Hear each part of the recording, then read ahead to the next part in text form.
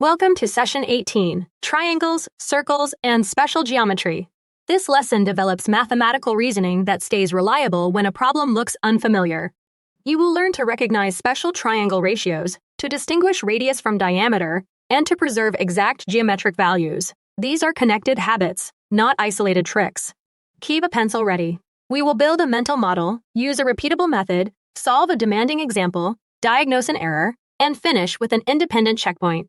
Start with this principle. A labeled diagram prevents formula errors before calculation begins. Use this visual structure, 45 minus 45 minus 90, x root 230 minus 60 minus 90, x root 3, 2x. Read every symbol and label before calculating. The first goal is to recognize special triangle ratios. Connected to the second goal, distinguish radius from diameter. Correct calculation begins with correct interpretation. When the surface details change, search for the same relationship underneath.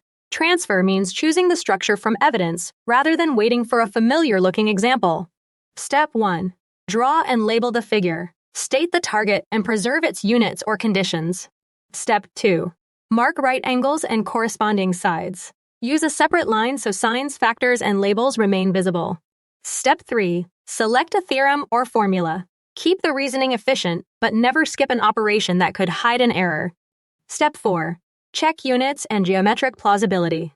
Verification is part of the solution because it tests the answer from another direction. Signal 1 is a right triangle. Respond by remembering. Apply the Pythagorean relationship. Name the response before calculating. Signal 2 is angles are 30, 60, 90. In that case, use x root 3, 2x. The form tells you which tool fits. Signal 3 is a side is a circle diameter. Remember, the opposite inscribed angle is right. This separates plausible work from valid reasoning. If you cannot name the signal, pause and classify. A deliberate choice of method is usually faster than repairing a rushed setup.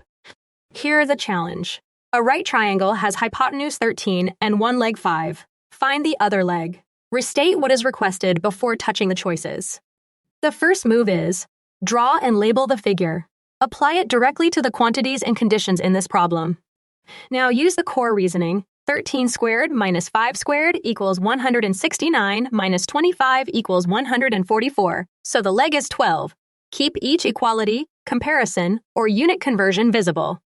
Pause for a midpoint audit. Check copied values, signs, units, restrictions, and whether the current result is the requested quantity or only an intermediate value. Continue by applying this control. Select a theorem or formula. The explanation supports one option without relying on its position.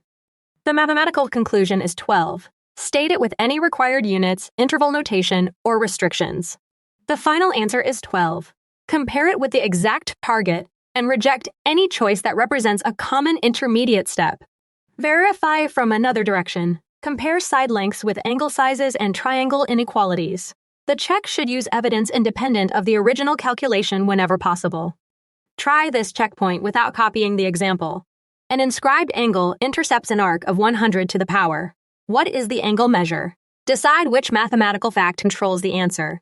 Pause and write one line of reasoning before committing. A visible decision is easier to inspect, explain, and correct than an unsupported guess.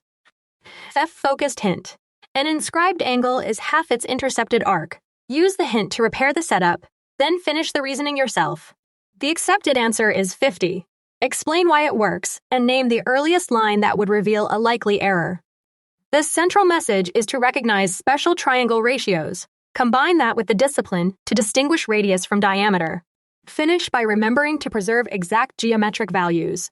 A result becomes dependable only when the method and verification are both clear. Reflection. Did the drawing label a radius, diameter, leg, or hypotenuse? Name the exact point where an incorrect path would first become visible. Practice one fresh problem for 8 to 12 focused minutes. Keep the work readable, verify independently, and carry the routine into the next session. Before moving on, close the notes and explain the method aloud from memory. Then invent one small variation, predict how the answer should change, and verify that prediction with a complete calculation.